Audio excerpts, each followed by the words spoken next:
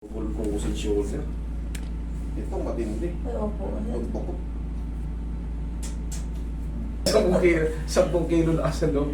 Kasi, kung sino nakakapanood sa akin sa inyo? Ako po. Oo. Napapanood Kasi mo mga nun, di kapitbahay ba? ko po, sila po nag-recommend sa akin. Kilala ko si Evelyn na Lucas. Siya po. Saka si Ate Edith po. Kayong... Medyo, alam niyo na yung frozen shoulder. Katulad niyan, left and right. Pero, dahan-dahanin natin, ha? Pero tiisin nyo lang kasi, honestly, talagang meron po talagang pain yan kung napapanood. Sabi nyo nga, nanonood kayo rito. Oh, alam nyo yan. Relax lang. Ah! Aray ko! Aray ko! Aray lang, relax lang. Aray! Relax lang, last na Aray to. talaga yan. Aray! Sige, pahinga. Aray ko! Sige. Aray ko! Pahinga at music lang yan. Ah, ang sakit! 30 seconds. Isa pa lang yan. May isa pa. Sige, unti-unti natin. Tapos Sige. meron na nag... Ito pa sa kabila. Sa kabila pa.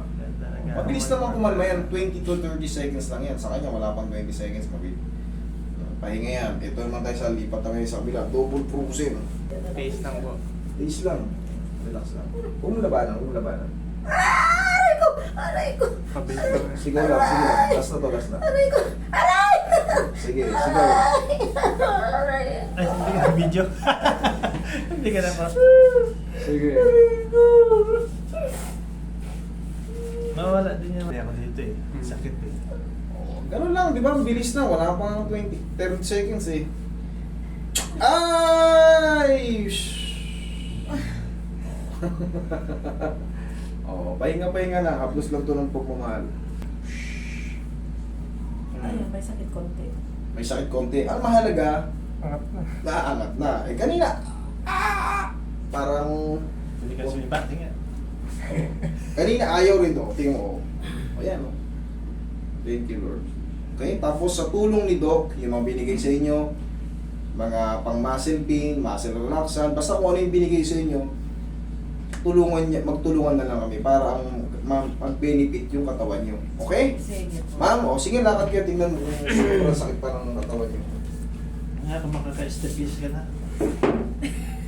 Sige, lakad muna.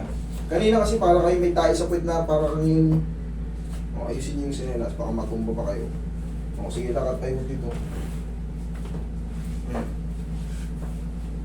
Ganun din yan. May pain pa pero mas... Oo. Bawasan naman siya ng konti. Dito ka na lang maglakad-lakad pa. Okay. Pabilis ang Sige. makita. Ma'am, sir, pahingan nyo muna si ma'am ha.